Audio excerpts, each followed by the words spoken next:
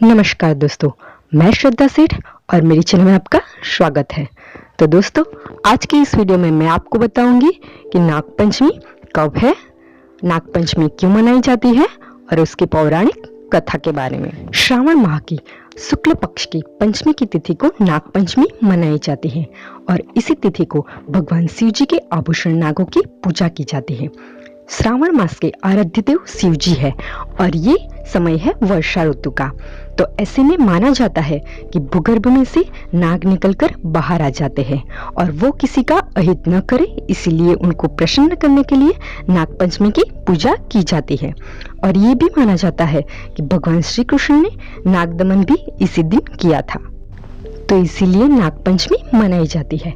नागपंचमी के दिन सवेरे उठकर स्नान आदि करके नागों की पूजा की जाती है और उसके बाद कथा को सुना जाता है। और जो कोई इस कथा को पूरा सुनता है उसे पूजा करने जितना ही फल मिलता है, अधूरी कथा सुनने से फल नहीं मिलता है। इसलिए नागपंचमी की कथा को अवश्य सुने। तो आइए सुनते हैं नागपंचमी की पौराणिक कथा। नागपंचमी की पौराणिक कथा के अनुसार प्राचीन काल में एक सेठ जी के 7 पुत्र थे। सातों के विवाह हो चुके थे। सबसे छोटे पुत्र की पत्नी श्रेष्ठ चरित्र की विदुषी और सुशील थी, परंतु उसका भाई नहीं था। एक दिन बड़ी बहू ने घर लिपने के लिए पीली मिट्टी लाने के लिए सभी बहुओं को साथ चलने को कहा, तो सभी खुरपी लेकर मिट्टी खोदने लगी। तभी वहां पर एक सर्प निकला, जिसे बड़ी बहू खुरपी से मारने लगी।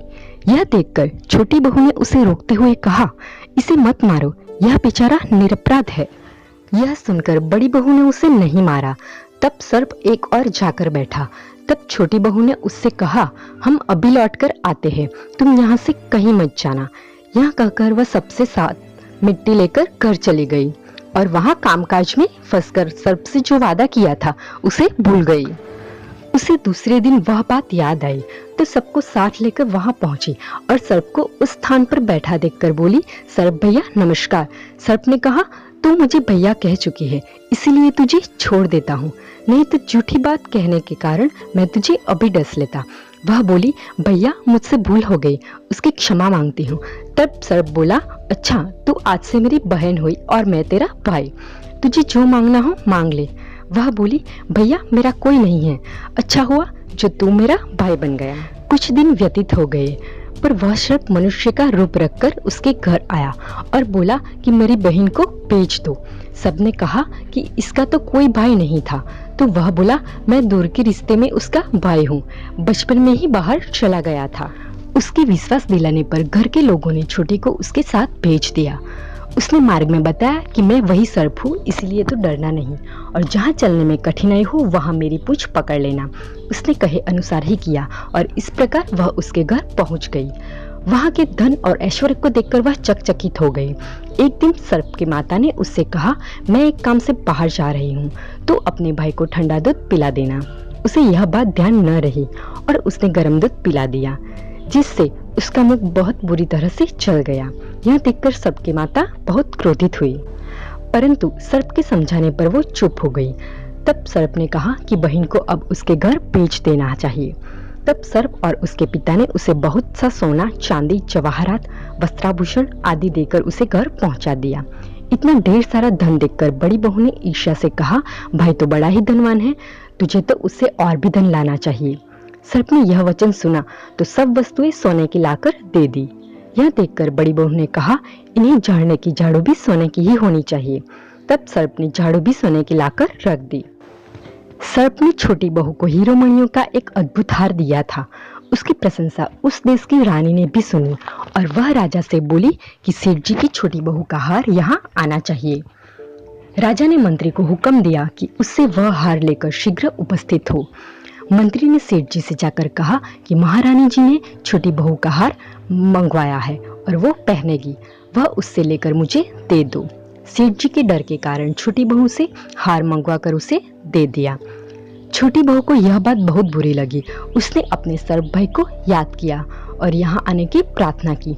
भैया रानी ने हार छीन लिया है, तुम उसे कुछ ऐसा करो कि जब वो हार पहने उसके गले में रहे तब तक के लिए सर्प बन जाए, और जब वो मुझे लौटा दे तब वो हीरोमणियों का हो जाए। सर्प ने ठीक वैसा ही किया। जैसे ही रानी ने हार पहना वैसे ही वो सर्प बन गया। यह देखकर रानी चीख पड़ी और रोने लगी।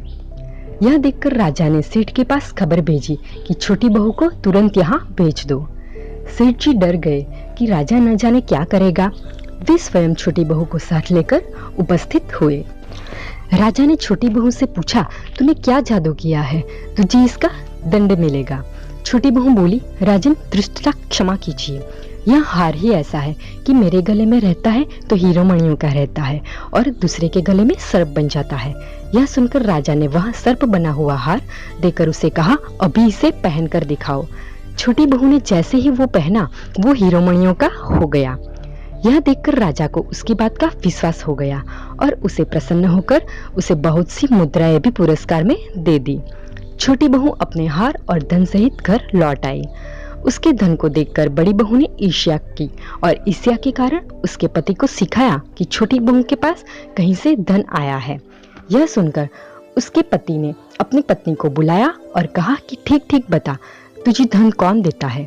तब वह सर्प को याद करने लगी।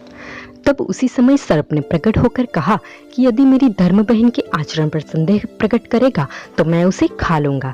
यह सुनकर छोटी का पति बहुत ही प्रसन्न हुआ और उसे सर्प देवता का बड़ा सत्कार किया। उसी दिन से नागपंचमी का त्योहार मनाया जाता है और स्त्रियां सर्प को भाई मानकर उसकी पूजा करती है। तो दोस्तों, ये हुई नागपंचमी की कथा।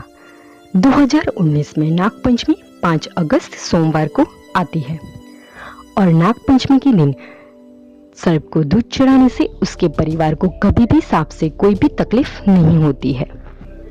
तो दोस्तों, आपको अगर आज का मेरा ये वीडियो पसंद आया हो तो इसे लाइक कर दीजिए, ज़्यादा से ज़्यादा शेयर करें और मेरे चैनल को सब्सक्राइब करना ना भूलें। Thank you.